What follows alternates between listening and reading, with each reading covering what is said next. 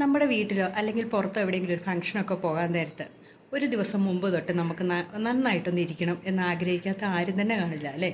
അപ്പം നമ്മുടെ മുഖത്തിനൊരു ഭംഗി വരാൻ വേണ്ടിയിട്ട് നമുക്ക് ചെയ്യേണ്ടത് എന്താണെന്നറിയാം.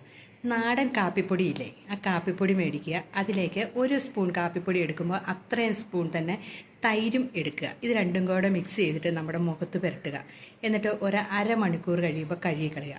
ഇത് ഉണങ്ങി പോകും തോറും അങ്ങനെ പെട്ടെന്നൊന്നും ഉണങ്ങില്ല, എങ്കിലും ഒന്നോടെ ഇട്ട് കൊടുത്തോണ്ടിരിക്കുക. എന്നിട്ട് നമ്മളൊരു അരമണിക്കൂർ കഴിയുമ്പോൾ നല്ല ചെറു ചൂടുവെള്ളത്തിലൊന്ന് കഴുകിക്കളയുക. നമ്മുടെ മുഖത്തിന് നല്ല ഗ്ലോ ഉണ്ടാകും. ഇത് തുടർച്ചയായിട്ട് കുറഞ്ഞതൊരു ആഴ്ചയിൽ ഒരു 3 പ്രാവശ്യമെങ്കിലും ചെയ്യുവാണെങ്കിൽ ഉണ്ടല്ലോ, നമ്മുടെ മുഖം നല്ല വെളുത്ത് തുടുത്തിരിക്കും. ഇത് ഒരു 45 വയസ്സ് കഴിഞ്ഞവർക്ക് നല്ല ഒരു സംഭവം കേട്ടോ.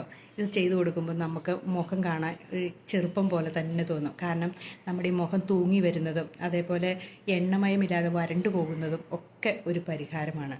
അപ്പോൾ ചെറു ചൂടുവെള്ളത്തിലാണ് മുഖം കഴുകേണ്ടത്. കാരണം അത് ചെറിയൊരു സ്മെല്ലുണ്ടായിരിക്കും. അത് മാറാൻ വേണ്ടിയിട്ട് ചെറിയ ചൂടുവെള്ളത്തിൽ കഴുകി കളയുക. നല്ല ഭംഗിയായിട്ടിരിക്കും മുഖം കേട്ടോ. നിങ്ങളൊന്ന് പരീക്ഷിച്ച് നോക്കി. സുന്ദരികളാകട്ടെ എന്ന് എല്ലാവരും.